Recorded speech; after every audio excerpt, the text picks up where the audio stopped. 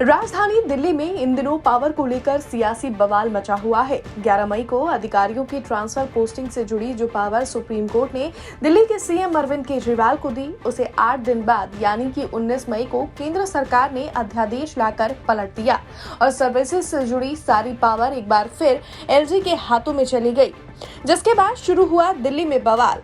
आम आदमी पार्टी केंद्र सरकार पर निशाना साधते हुए अध्यादेश को असंवैधानिक बता लोकतंत्र की हत्या करार दे रही है, तो वहीं बीजेपी अध्यादेश का स्वागत कर रही है। तो वहीं आपको बता दें कि इस बीच केंद्र सरकार ने केजरीवाल सरकार को पावर देने वाले फैसले को लेकर सुप्रीम कोर्ट में एक पुनर्विचार याचिका भी दायर की है। ऐसे में सवाल ये खड़े हो रहे हैं कि केजरीवाल को फुल पावर देने में परेशानी क्यों? केंद्र सरकार को केजरीवाल सरकार को मिली अधिकारियों के ट्रांसफर पोस्टिंग वाली पावर मिलने से परेशानी क्या है?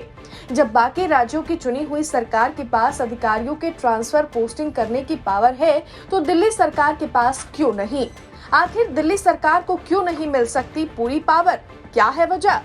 क्या केंद्र सरकार द्वारा लाया गया अध्यादेश असंवैधानिक है? चलिए अब एक एक करके इन सवालों का जवाब जानने की कोशिश करते हैं। चूंकि दिल्ली एक यूनियन टेरिटरी यानी केंद्र शासित प्रदेश है, लेकिन यहाँ एक चुनी हुई सरकार भी है, अपनी विधानसभा है और यही पूरे विवाद की जड़ है। तो सबसे पहले यहीं से समझने की शुरुआत करते हैं कि आखिर संविधान में राज्य और केंद्र शासित प्रदेश को लेकर क्या प्रावधान है।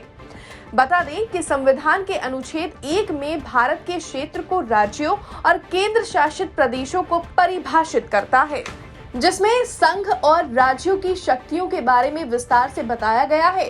संविधान के अनुच्छेद 1 में ही लिखा है कि जो यूटी यानी केंद्र शासित प्रदेश है, उसका प्रशासन केंद्र सरकार के पास होगा। इसी अनुच्छेद के 14वें हिस्से में ये प्रावधान है कि सेवाएं यानी सर्विसेज केंद्र या राज्य के अधीन है, यूटी के नहीं। अब बात अगर दिल्ली की जाए तो दिल्ली भारत की राजधानी के साथ साथ यूनियन टेरिटरी है, इसीलिए संविधान के अनुच्छेद 1 के तहत यहाँ का शासन केंद्र के अंडर में आता है। संविधान के अनुच्छेद 239 ए के तहत दिल्ली में विधानसभा का प्रावधान किया गया था, यहाँ की स्थानीय जन आकांक्षाओं की पूर्ति हो सके। इसके पीछे ये उद्देश्य कभी नहीं रहा कि यूटी पर स्थानीय सरकार का नियंत्रण हो और ये केंद्र सरकार के नियंत्रण से बाहर हो।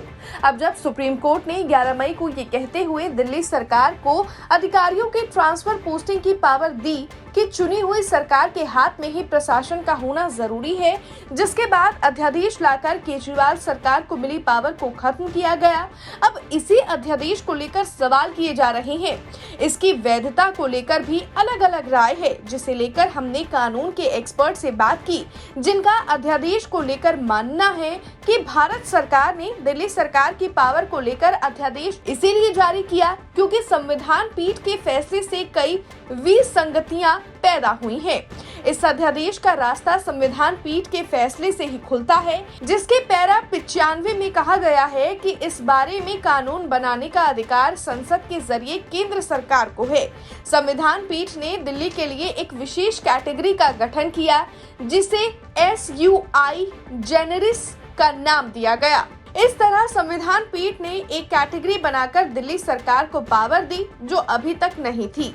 अगर इसे एक विशिष्ट नई श्रेणी माना जाए तो इस बात से इनकार नहीं किया जा सकता कि दिल्ली एक केंद्र शासित प्रदेश है।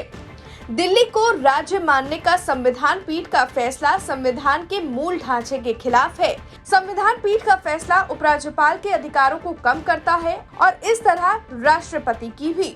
संविधान में प्रावधान है कि यूटी का प्रशासनिक प्रमुख उपराज्यपाल है, जबकि राज्यों के राज्यपालों के साथ ऐसा नहीं है। संविधान पीठ ने सेवाओं के मामलों में उपराज्यपाल पर मंत्री परिषद की सिफारिशों को बाध्यकारी माना है, जबकि यूटी में सेवाएं केंद्र के अंतर्गत आती हैं। तो वहीं आपको बता दें कि केंद्र सरकार जो पुनर्विचार याचिका लेकर सुप्रीम कोर्ट गई है, उसमें भी इन्हीं बातों का हवाला दिया गया है। तो कुल मिलाकर दिल्ली जो कि यूटी है और यूटी का प्रशासन केंद्र के अंडर आता है, यही वजह है कि अब केंद्र इसे कानून की शक्ल देने के लिए अध्यादेश लेकर आई है और यही वजह भी मानी जा रही है। दिल्ली में केजरीवाल सरकार को फुल पावर नहीं मिल सकती। हालांकि दिल्ली के सीएम अरविंद केजरीवाल इस अध्यादेश को लेकर सुप्रीम कोर्ट की छुट्टियों के बाद चैलेंज करने की बात कह चुके हैं।